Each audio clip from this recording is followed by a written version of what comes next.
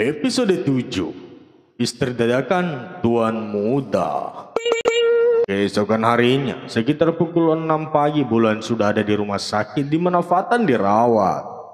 Bocah 10 tahun itu baru saja sadar dari operasi besar. Fatan, apakah sudah lebih baik sekarang?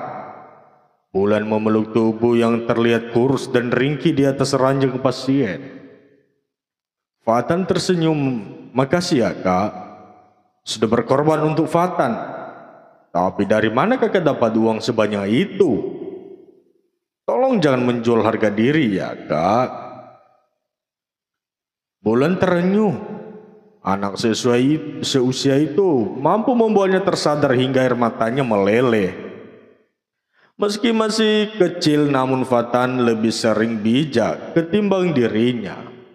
Kasih sayang tercurah di dalam diri keduanya mengikat hubungan mereka semakin kuat. "Tidak sayang, kakak akan melakukan apapun untuk kesembuhan kamu. Jangan tinggalin kakak, karena di dunia ini yang kakak punya cuma kamu." Bulan menyelimuti tubuh Fatan. Udara pagi masih sangat dingin, apalagi kondisinya belum sepenuhnya pulih. "Dek, kakak tidak bisa lama-lama. Enggak apa-apa kan? Kakak tinggal sendiri. Kalau ada apa-apa pencet tombol merah di atas kepala Fatan ya." Fatan mendongak. "Ruangan ini bagus kak, tidak seperti kemarin. Pasti biayanya mahal ya." Bulan menggeleng bohong. "Oh murah kok, cuma 10 lembar saja." "10 lembar merah, biru atau kuning kak?" tanyanya polos. "Uang merah, tapi gaji kakak kan 20 lembar, jadi masih ada sisa buat makan dan nabung." Jawabnya dengan sabar, memberi pengertian supaya Fatan tidak kepikiran. Ia sudah sangat senang bisa melihat lagi senyum lugu di bibir Fatan yang menghilang 10 hari terakhir ini. "Baik kak, jangan pikirkan Fatan. Bekerja saja yang fokus supaya bos kakak tidak marah dan pecat kakak nanti," jawab Fatan penuh dukungan untuk kakak perempuannya. "Makasih dek." Bulan mengecup kening sang adik dan berlalu keluar. Sebenarnya hatinya masih berat untuk meninggalkan Fatan, tapi mau bagaimana lagi? Toh yang dia lakukan juga buat kesembuhan adiknya. Pak Dewo dan Bu Arumi yang masih bercengkrama di meja tengah kembali dikagetkan oleh teriakan angkasa sampai menggema memecahkan seluruh seisi rumah. "Ayah, ibu, Sekar kemana? Cepat cari dia!" Angkasa terus memekik nyaring di dalam kamarnya. Ia menangis sebab seingatnya sang istri semalam berada di dalam pelukannya. Mendengar keluhan Angkasa, Bu Arumi merasa lelah dan meletakkan kopi yang tidak jadi diseruputnya. "Ada apa lagi itu ya?" "Enggak tahu bu, ayo kita periksa." Keduanya melangkahkan kaki cepat-cepat sebelum Angkasa melakukan hal yang berbahaya. "Angkasa, ada apa nak? Ini masih pagi loh, kok teriak-teriak begitu?" tanya Bu Arumi. Selalu saja tidak tenang dengan putranya yang satu itu. "Sekar, ayah, ibu, dia hilang kemana? Semalam aku memeluknya. Aku yakin kok kalau aku sedang tidak bermimpi. Bahkan aku memeluknya sampai tidak bisa berkutik," jawabnya terlihat syok. Pak Dewo dan Bu Arumi saling pandang. Mereka juga sama-sama tidak tahu sebab Sekar pergi tanpa pamit terlebih dahulu. "Jangan-jangan gadis itu ketakutan terus kabur ya?" bisik Arumi menebak-nebak. Pak Dewo mematuk. Ia mulai berpikir sama. "Bisa jadi bu, tapi kan adiknya masih di rumah sakit," jawab Pak Dewo lirih. Angkasa sudah menggelosor berguling-guling di lantai. "Ayah, cepat cari dia. Angkasa enggak mau kehilangan dia, ayah." Pak Dewa memegangi dada, takut tidak kuat melihat kepribadian menggelikan yang diperlihatkan anak lelakinya itu. Usia 24 tahun yang seharusnya lebih bijaksana dan dewasa dalam menyikapi sesuatu. Namun kedua orang tua itu tengah diuji oleh gaya kekanak-kanakan angkasa. Bu Arumi tidak tega dan mendekap sang anak. Cup cup cup. Sudah jangan nangis sayang. Mungkin sekarang ada urusan sebentar. Dia kasihan mau bangunin kamu. Rayu sang ibu. Ia meraih gelas berisi air putih yang masih tertutup rapat di atas meja agar angkasa minum dan sedikit tenang. Ayo minum. Tunggu 1 jam lagi Sekar pasti pulang. Mau ibu buatin pempek Palembang kesukaanmu? Bujuk Bu Arumi lagi. Pempek? Angkasa sedikit penasaran. Pakai ikan tenggiri ya, jangan lama-lama. Aku mau makan sama istriku nanti. Jawabnya memelan. Kadang mudah luluh, kadang juga mudah mengamuk tanpa sebab. Iya, ya udah. Angkasa mandi dulu sana. Malu dong sama Sekar kalau masih bau keringat gitu. Pak Dewo menimpali. Angkasa cekikikan. Hehehe, iya ayah. Setelah Angkasa beranjak ke kamar mandi, Pak Dewo dan Ibu Arumi berpindah ke dapur. Sambil menyiapkan bahan-bahan yang dibutuhkan Bu Arumi, terus mengomel tanpa henti. Ayah itu terlalu percaya sama Bulan. Lihat, belum apa-apa dia sudah menyerah duluan. Ayah kan cuma usaha, Bu. Iya, tapi lihat orangnya dulu. Uang 130 juta itu bukan sedikit ya. Pak Dewo terdiam. Ia memang melakukan kesalahan. Bulan pasti ilfil dengan sikap Angkasa kepadanya. Apalagi jika Angkasa menuntut sesuatu darinya.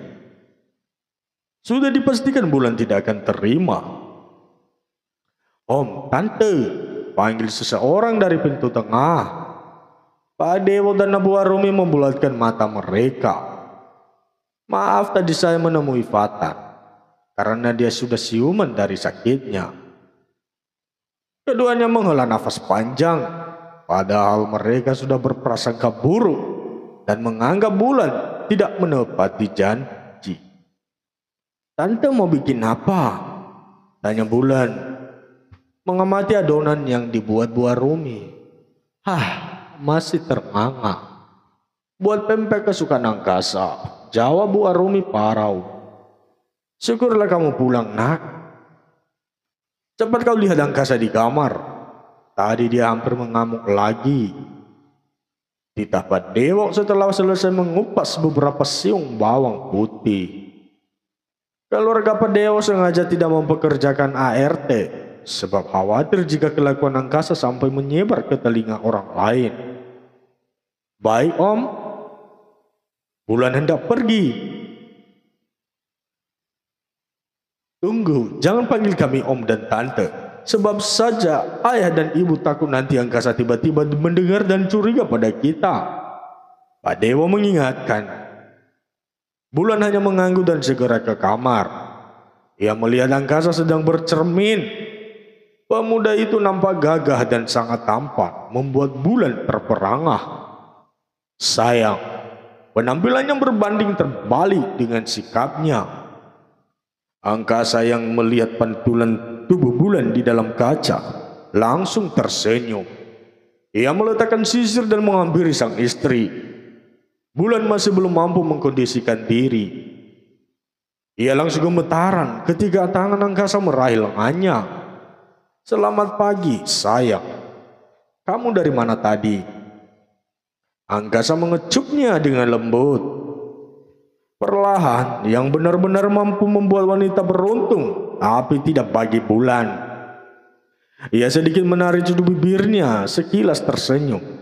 Rasa gugupnya lebih besar dari rasa ibanya. Seandainya Fatan tidak sakit, ia tidak akan sudi pura-pura menjadi istri Angkasa. Selamat ulang tahun sayang, ucap Angkasa sembari mengerlingkan sebelah matanya pada Bulan. Bulan menatap kecut. Ia benci sikap manis itu. Kamu lupa ya, kalau ini hari jadian kita. Angkasa bingung. Ia heran karena bulan seperti tidak senang. Iya, jawabnya asal. Sayang sekali. Tapi nggak apa-apa. Aku akan terus mengingatkanmu tentang hari ini setiap 1 minggu sekali. Episode 8. Angkasa ingin membahagiakan wanita yang dicintainya. Ia berpikir untuk membawa bulan jalan-jalan berdua. Oh iya, karena hari ini adalah hari spesial. Bagaimana kalau kita jalan-jalan? Hah? Jalan-jalan? Ragu bulan seolah belum sepenuhnya menyatu. Mungkin karena situasi itu tidaklah nyaman sama sekali. Angkasa tergeleak. Kenapa wajahmu begitu? Bukankah kamu paling hobi jika jalan berdua denganku? Bulan menunduk sejenak lalu menatap wajah angkasa. Maafkan, aku sudah gagal menjadi istri. Angkasa menyeringai. Aneh. Apa maksudmu sayang? Tidak apa-apa. Kalau begitu biar aku ganti baju dulu. Bulan melangkah ke arah tas butut miliknya yang berada di atas meja untuk mencari baju yang pas guna merayakan hari penting tersebut. Tentu angkasa agak heran. Ia tahu persis di mana lemari pakaian Sekar berada dan semua baju miliknya menyatu bersebelahan dengan pakaiannya. Sayang, Bulan menoleh sebentar. Namun tetap sibuk karena tidak ada satupun barang yang cocok dengannya. Ia memang tidak punya pakaian bagus karena Bulan tidak pernah memikirkan soal penampilan. Kamu melupakan tempat pakaianmu. Kenapa kau malah membongkar pakaian kumuh itu? Dari mana kau memungutnya? Angkasa menyipil dengan tatapan ke arah baju-baju lusuh tersebut. Apa? Ini kan? Buang. Perintahnya berubah menjadi dingin. Tidak, Sweetie, maaf. Kepalaku habis terbentur, jadi aku tidak fokus. Bulan memasukkan kembali pakaian tersebut dan meletakkannya di bawah meja, lalu berpindah ke laci kecil dan memeriksa pakaian yang dimaksud angkasa. Hanya ada beberapa alat catok rambut dan berbagai alat-alat yang sama sekali tidak penting baginya. Berpindah ke laci-laci kecil, tapi tidak ada. Bulan benar-benar bingung. Ia melihat angkasa yang terus menatap tajam ke arahnya. Sesaat ia kaku, kakinya terasa bergoyang. Kali ini angkasa pasti mengetahui kedokku. Di mana aku menemukan pakaian itu? Bulan melanjutkan kakinya ke arah sebuah lemari kaca. Namun di sana hanya ada bedah-bedah hias yang tertata rapi. Diedarkannya bola mata itu ke setiap penjuru tempat. Sayangnya tidak ada tempat yang bisa dianggap lemari pakaian. Angkasa melipat tangan, tidak bergerak dari tempatnya berdiri. Lama-kelamaan ia jengah dan menyambar tubuh Bulan yang melewati dirinya. Karena tidak bisa apa-apa, Bulan menangis dalam rengkuhan angkasa.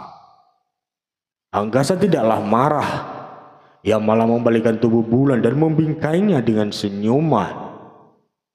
Tenanglah sayang. Sepertinya kau sedang ada masalah. Katakan padaku, biar kita selesaikan sama-sama. Bulan menggiling. Bukan malah masalah besar. Hanya saja dia tidak tahu letak pakaian istri angkasa. Pemuda itu mengusap air matanya. Karena tidak ada jawaban dari Bulan. Ia menarik lengan istrinya ke arah nakas lalu menekan tombol hijau. Hingga sebuah dinding yang semula nampak bagai ukiran terbuka memperlihatkan banyak gaun-gaun indah yang tergantung di dalamnya. Juga milik angkasa yang tertata sangat rapi di sebelah pakaian tersebut. Angkasa mengangkat satu alisnya agar Bulan segera memakai baju kesukaannya. Ayo pilih salah satu, kita akan segera pergi. Bulan melongo dengan perasaannya seakan berkecambu. bak benang kusut. Ia tidak yakin akan menggunakan salah satu pakaian mewah tersebut tanpa izin sang empunya. Bulan melangkah penuh ragu. Ia takjub akan semua pakaian yang ada di sana. Tak ada yang jelek, apalagi kusut. Tidak ada bedanya dengan pakaian di pasar, bahkan lebih bagus sekelas pakaian artis. Tuhan, bagaimana ini? Haruskah aku memakainya? Tapi sayang, kenapa malah melamun? Ini sudah siang loh. Biar aku yang pilihkan. Ini adalah baju yang aku beli beberapa bulan sebelum pernikahan kita. Kau belum pernah memakainya. Aku harap baju-baju ini sesuai dengan seleramu. Angkasa meraih satu dress cantik selutut berwarna hijau. Laut kotak-kotak dilengkapi tas mini cantik bawaannya. Ayo pakai ini. Kau pasti cantik mengenakannya. Wajar kau lupa karena aku pernah menunjukkannya sekali saat kita belum akad. Angkasa mengintari lagi tubuh bulan, menarik seleting pakaiannya ke bawah dan menampakkan keindahan kulit bulan. Ia tak ingin mengelak sebab angkasa terlalu cepat. Angkasa membuat jatuh kedua sisi baju bulan sampai ke bawah, hampir memperlihatkan bagian belahan dedenya. Bulan menghela nafas saat merasai itu. Ia tidak kuasa menahan perlakuan angkasa. Saat angkasa hendak menurunkan lebih jatuh lagi, bulan menahan bagian dedenya. Tidak, jangan.